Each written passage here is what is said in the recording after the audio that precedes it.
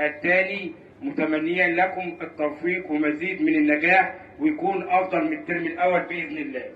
النهارده هنتكلم كلمة مختصرة عن رجال الشرطة. عنوان الكلمة هي رجال الشرطة انتماء، حب، تضحية. انتماء لوطننا، حب الوطن، التضحية من أجل رفعة وطننا العظيم مصر.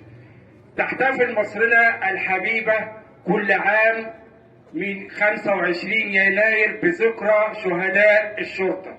وهتسأل سؤال: لماذا اختيار 25 يناير؟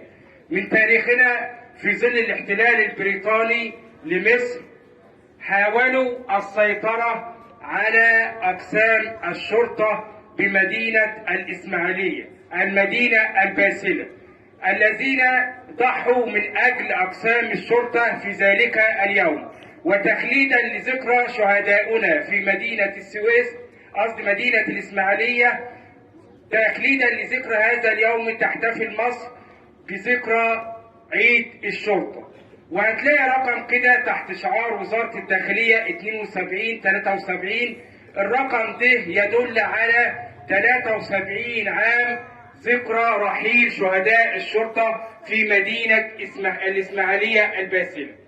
طيب، يبقى تحتفل مصرنا بذكرى 73 عام مرورا على هذه ملحمة التضحية العظيمة في مصر.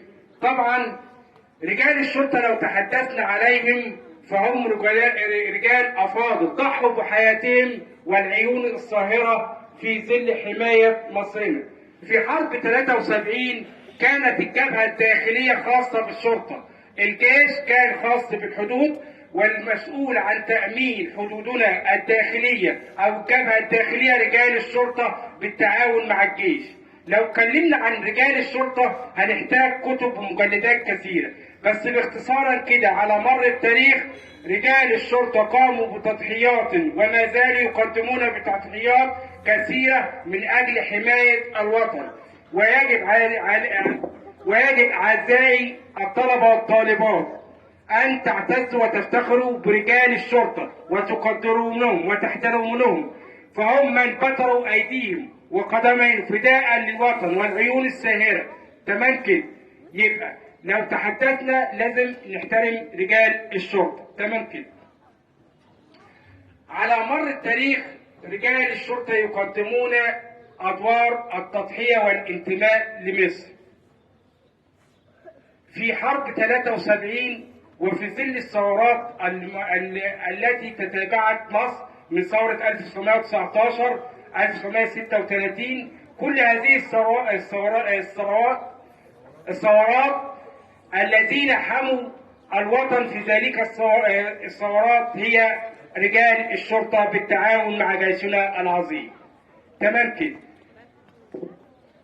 قبل ما انهي يا جماعة كلماتنا ودور الشرطة العظيم في كافة مراحل تاريخنا العظيم، أبعث ببرقية تعزية تنهي مدرستنا مدرسة ميت رقم 1 وزملائي أعضاء هيئة التدريس وأبنائي الطلبة والطالبات المرحوم الأستاذ الفاضل خالد عجاج موجه الدراسات الاجتماعية الذي توفي أول أمس، وللفقيد الرحمة ولأهلي الصبر والسلوان.